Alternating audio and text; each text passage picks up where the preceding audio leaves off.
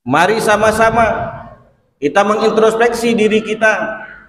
Apakah kita selama ini sudah benar-benar mengaplikasikan nilai-nilai ketaatan dalam kehidupan kita, atau hanya kita masih paham dalam tataran teoritis saja, tetapi ketika prakteknya kita tidak mempraktekkan nilai-nilai taat kepada Allah Subhanahu wa Ta'ala. Sebagai contoh, di dalam dunia kerja, maka kita dihadapkan oleh sesuatu yang kadang-kadang bertentangan dari nilai-nilai luhur Islam. Contohnya, ketika suatu sisi kita wajib taat kepada perintah Allah, di suatu sisi misalnya kita diperintahkan oleh atasan kita untuk berbuat maksiat atau berbuat dosa, maka apakah kita taat kepada atasan yang memerintahkan perbuatan maksiat, atau kita taat kepada Allah untuk terus berbuat ketaatan? Maka dalam posisi seperti ini kita diuji.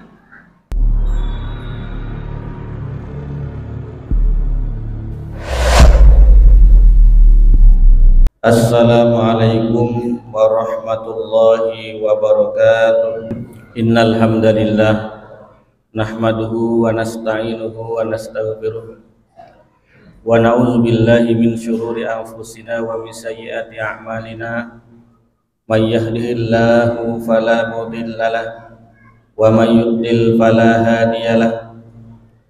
Asyhadu an la ilaha illallah wahdahu la syarikalah wa asyhadu anna Muhammadan abduhu wa rasuluh.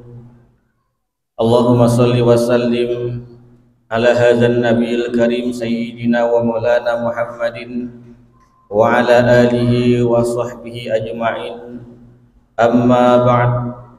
Ayyuhal hadirun, usikum wa nafsi bittaqwallah wa ta'atihi la'allakum turhamun. Ma'asyiral muslimin, jamaah Jumat rahimakumullah.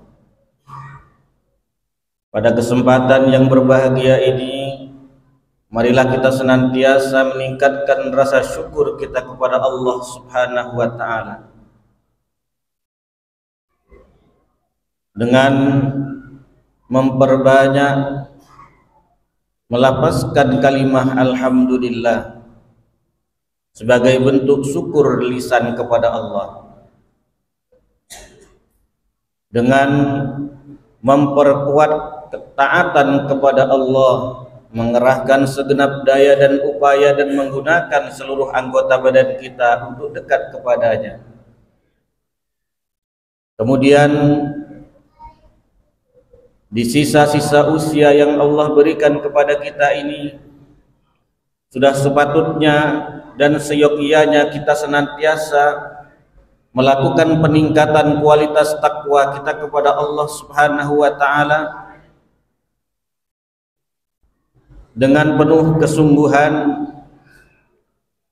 dengan sedaya upaya untuk menjalankan perintah-perintahnya dan menjauhi larangan-larangannya.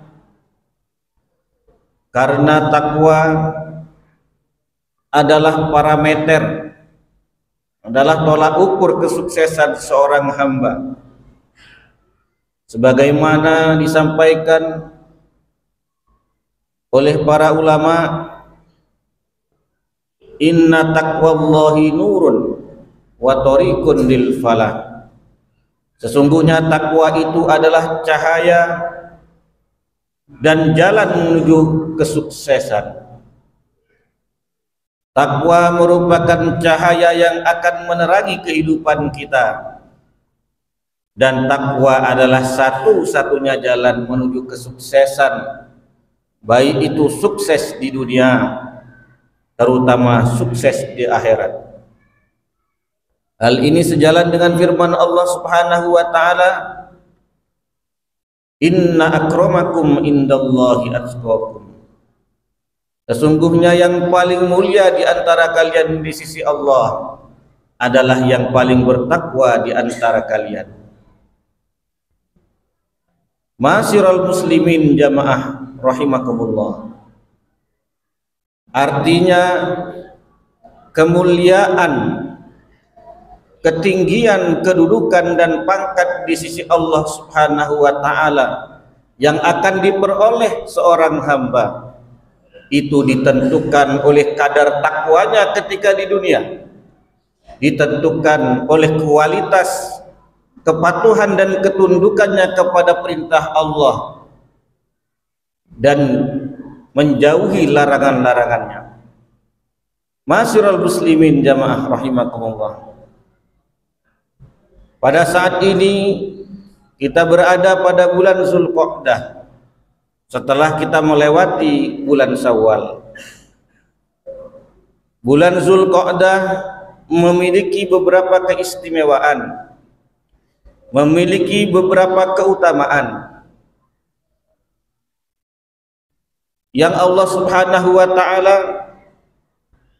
menjelaskan di dalam Al-Qur'an tentang bulan-bulan yang termasuk kategori Ashhurul Hurum. Allah Subhanahu wa taala berfirman dalam surah At-Taubah ayat 36, Inna iddatash syuhuri indallahi 12 syahran fi kitabillah yauma khalaqas samawati wal ardh fiha arba'atun hurum.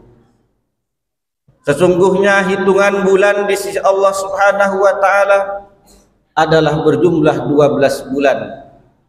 Sebagaimana Allah telah menetapkan ketika Allah menciptakan langit dan bumi. Dan di antara 12 bulan itu di dalamnya terdapat 4 bulan-bulan haram.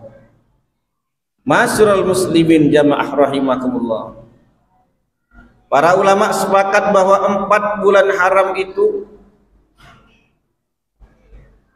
adalah bulan haram yang pertama, kemudian yang kedua bulan Rajab, dan yang ketiga adalah bulan Zulqa'dah, dan bulan haram yang keempat adalah bulan Zulhijjah. Artinya kita sekarang tengah berada pada bulan haram yang ketiga dari urutan bulan Muharram. Maka kita perlu tahu apa esensi bulan Zulqa'dah dinamai sebagai Ashhurul Hurum atau bulan haram. Maka lebih lanjut dijelaskan oleh para ulama dalam kitab tafsir, di antaranya oleh Syekh Fakhruddin Ar-Razi dalam kitab tafsirnya Mafatihul Ghaib.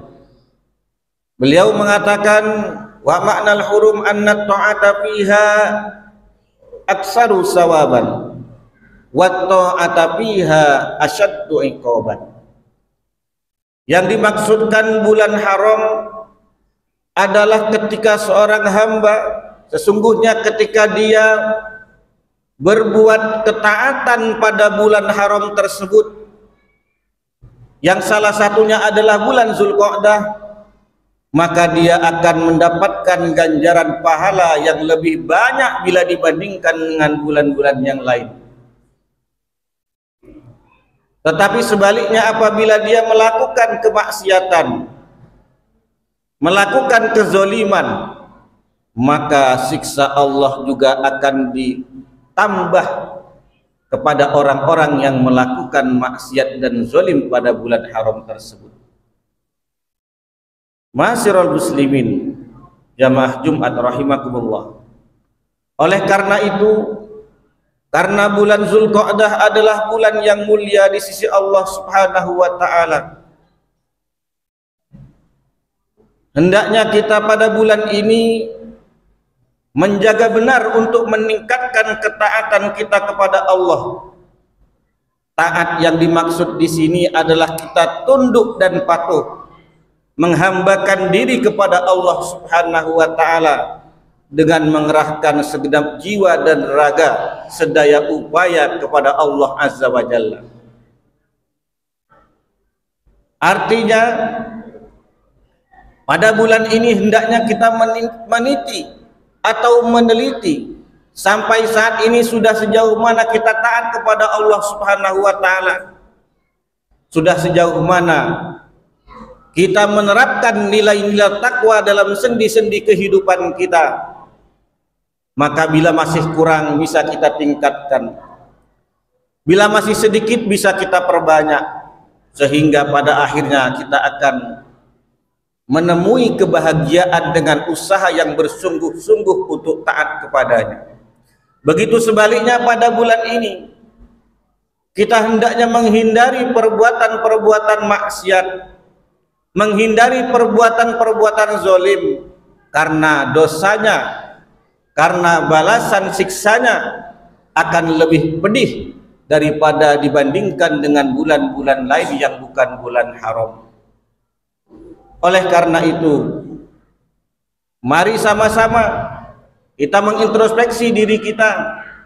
Apakah kita selama ini sudah benar-benar mengaplikasikan nilai-nilai ketaatan dalam kehidupan kita, atau hanya kita masih paham dalam tataran teoritis saja, tetapi ketika prakteknya kita tidak mempraktekkan nilai-nilai taat kepada Allah Subhanahu wa ta'ala.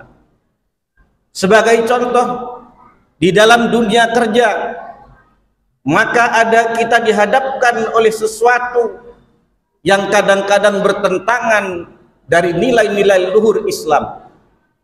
Contohnya, ketika suatu sisi kita wajib taat kepada perintah Allah, di suatu sisi misalnya kita diperintahkan oleh atasan kita untuk berbuat maksiat atau berbuat dosa, maka apakah kita taat kepada atasan yang memerintahkan perbuatan maksiat, atau kita taat kepada Allah untuk terus berbuat ketaatan?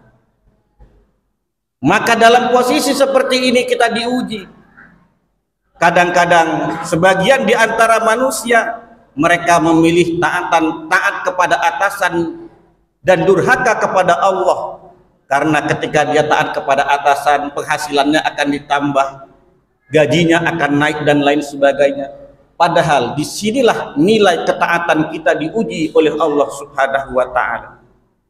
Maka idealnya bila kita menerapkan nilai-nilai taat dalam sendi-sendi pekerjaan kita, maka kita memilih taat kepada Allah dan menolak perintah atasan yang termasuk perbuatan perintah dosa atau maksiat, meskipun resikonya kita harus dipecat dari pekerjaan misalnya.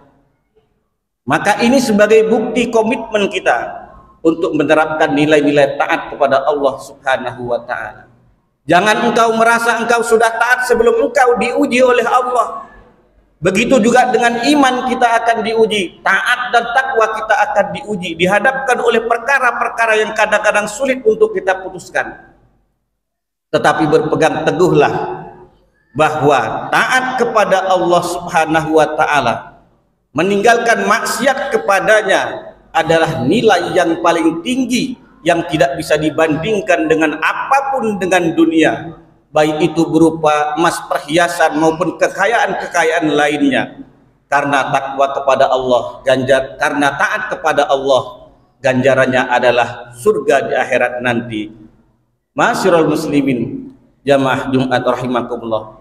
Oleh karena itu, mari kita sadarkan diri kita yang mungkin selama ini kita masih terlena dengan kehidupan dunia, lalu kita berani tidak taat kepada Allah, terlena dengan upaya-upaya dan usaha-usaha dunia, tapi kita meninggalkan taat kepada Allah hanya untuk mengejar dunia, tetapi kita rela, bahkan kita berani membangkang kepada Sang Pencipta kita, Allah Azza wa Jalla.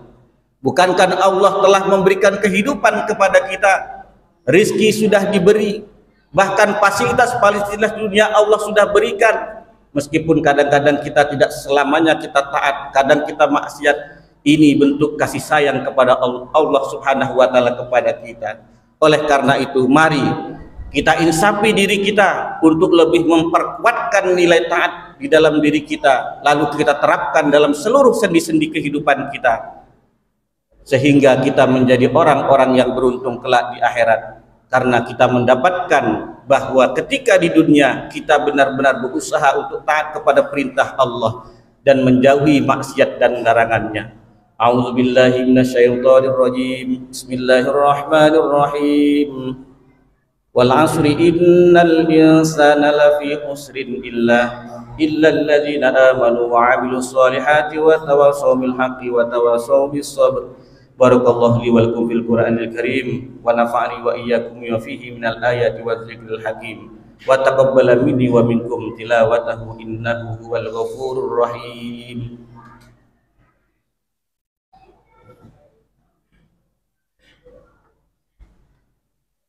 Alhamdulillahillazi an'ama alaina bi ni'matil imani wal islam.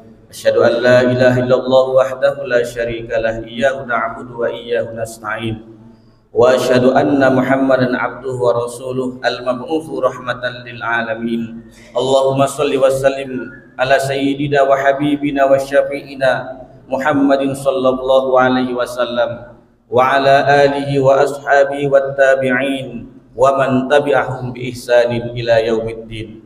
Amma ba'd, ayyuhal hadirun, ittaqullaha haqqa tuqatih wa la tamutunna illa wa antum muslimun.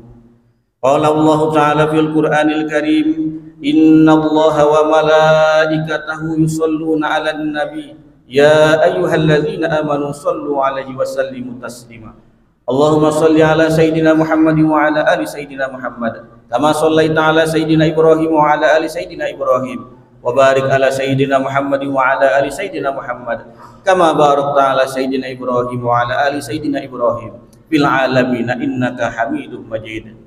Allahumma ighfir lil muslimina wal muslimat wal mu'minina wal mu'minat al ahya'i minhum wal amwat innaka sami'un qaribun mujibud da'wat wa ya qadiyal hajat.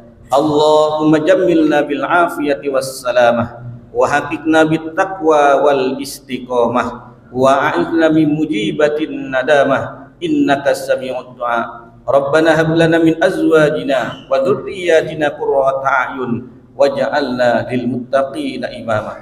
Rabbana atina fid dunya hasanah wa fil akhirati hasanatan wa qina adzabannar wa adkhilnal jannata ma'al abrar ya aziz ya ghaffar ya rabbal alamin. Sallallahu ala sayyidina Muhammad wa ala alihi wa sahbihi wa sallam walhamdulillahi rabbil alamin. Ibadallah, innallaha ya'murukum bil 'adli wal ihsan wa ita'i dzil qurba wa yanha 'anil fahsya'i wal munkari wal baghi ya'izukum la'allakum tadhakkarun. Wazkurullahal azima yashkurukum waskuru 'ala ni'amihi yazidkum wa la zikrullahi akbar. Aqimus shalah.